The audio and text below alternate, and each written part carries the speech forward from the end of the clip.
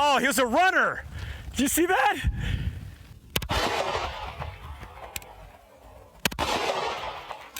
Man, we're getting a whole bunch of good stuff from this. That's fucking awesome. Hey, what's going on, guys? Mike Glover Actual. I'm on the range in Spanish Fork. Big shout out to Kafaru for giving us the opportunity to come out here and sublease this land. It's where we teach gunfighter pistol level 1, level 2, as well as gunfighter carbine level 1 and 2. I'll have a level 2 course up for pistol, which include vehicle dynamics, shoot, move, communicate, probably August, September timeframe. I had the opportunity out here to teach a class, and anytime I teach a class, I immediately do content because I want to kind of come up with the best way to be able to communicate relevant things that I see that are deficient. A lot of people are deficient at the understanding of how to draw a pistol out of their holster. So obviously holsters vary, but let me give you some key takeaways of how you could improve your draw stroke, but also, most importantly, acquire a proper grip. Remember, when you grab a gun, you're not pulling the gun out and then setting the gun or indexing the gun on target. You're acquiring the grip and then drawing the pistol with an acquired grip and indexing on the target. So let me show you the difference. So if I take my gun right here, and this is a SIG 320 Spectre, when I pull it out of this holster, which is a Safariland ALS, I want to draw this gun, and I don't draw up and away and out and then reacquire my grip when I draw it. What I want to do is push down on the gun, right? The ALS has a locking system right here, auto locking system, that uniquely puts your thumb in a position to get the best grip on the back end of the frame as possible. Maximum purchase. So again, I'm acquiring the grip and then pulling the gun out. The alternative would be I'm taking the gun and I'm pulling it out and then fixing and manipulating my hands to get a better grip on extension, but that's too long. One of the things that I look at when I draw a pistol is how is it positioned? Is it appendix? Is it overt outside the waistband? Is it in a center console? Is it on my nightstand? Even on a nightstand, if the pistol's on a nightstand like this, I would want to grab this gun from the back strap, pitch it up, and ensure the V-notch of my hand is in line with the V-notch on the gun properly. Now the Spectre Comp does real good at giving you a lot of purchase via this beaver tail that allows you to maximize your grip. So when I pick it up, I pick it and pitch it into my hands and then lock and set my support hand. That is the acquisition of grip process. Okay, so if we're talking about the draw stroke beyond the grip, there's a couple things you have to remember. There are points in the draw where you could recklessly get your hands to the gun and save yourself time. Let me give you an example.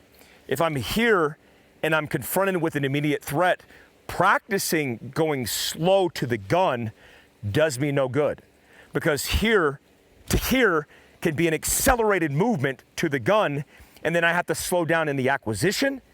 And the same goes for pulling the gun out of the holster.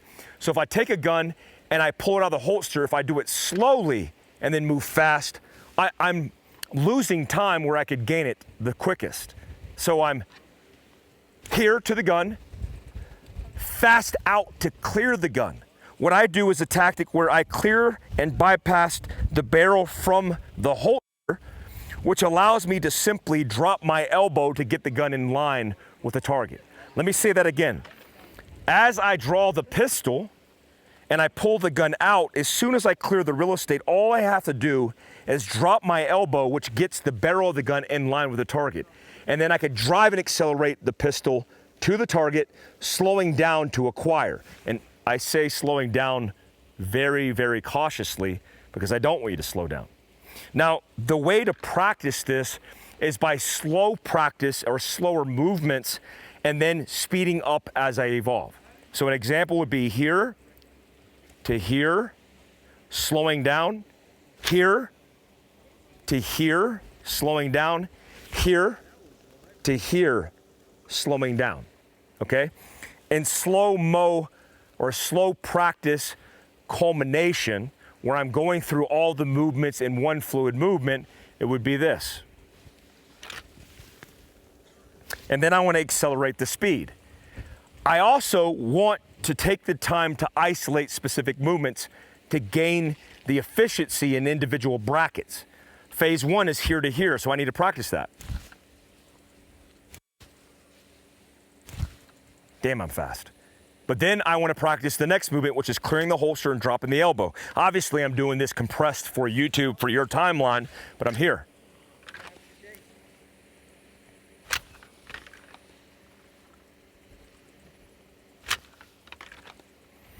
And then I'm practicing dropping the elbow.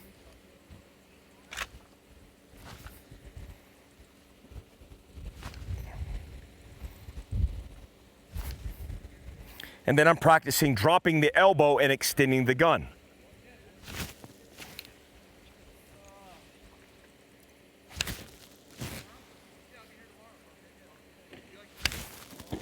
And then I'm bringing it all together.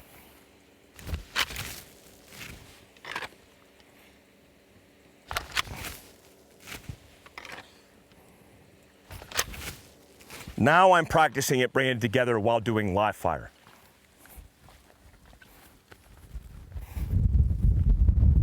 And I might want to start slow on the initial and then increase the speed.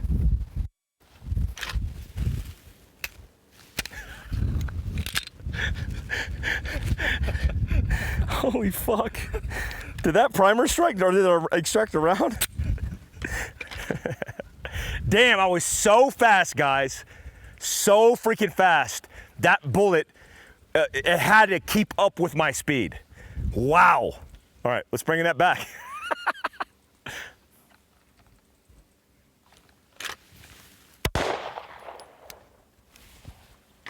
Increasing the speed. Increasing the speed. Increasing the speed. Increasing the speed. See that bug right there?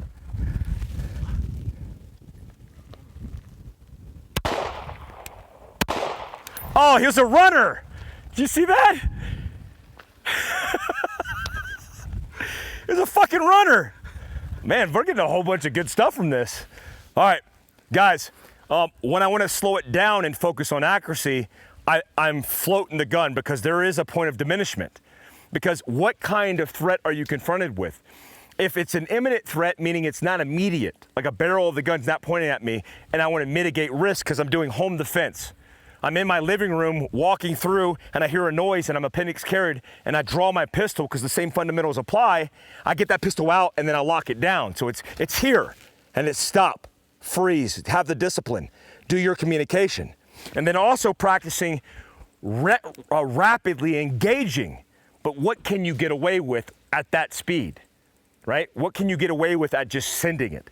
I'm maintaining the bracket of the box in the chest being really fast, at probably, because I know my times, at about half a second draw stroke to that first shot breaking. It's in between 0.50 and 0.65. I'm routinely in from this setup, from this holster and this gun. But it's like, what can you get away with? If I go any faster, I might push it so fast that I can't break the shot where I intended to be. So let's see if I can have the wheels fall off slightly.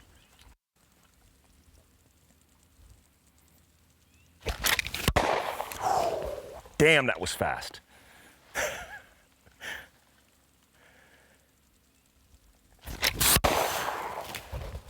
In the armpit, not what I want to achieve.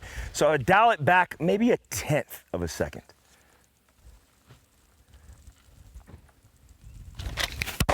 Yeah, that's about right.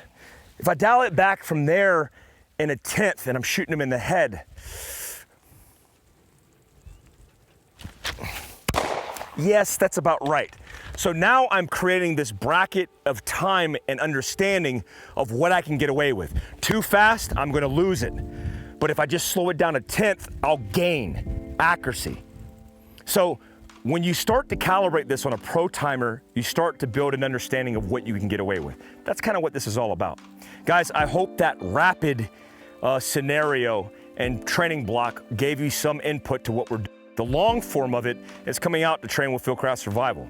It also is Patreon, my personal Patreon. Patreon.com/Mike Glover. You go there, hit the link below, you'll get all the education that you need, including blocks like this, just with more detail. Till next time, subscribe, hit the notification tab, do all that good stuff. Peace out, guys.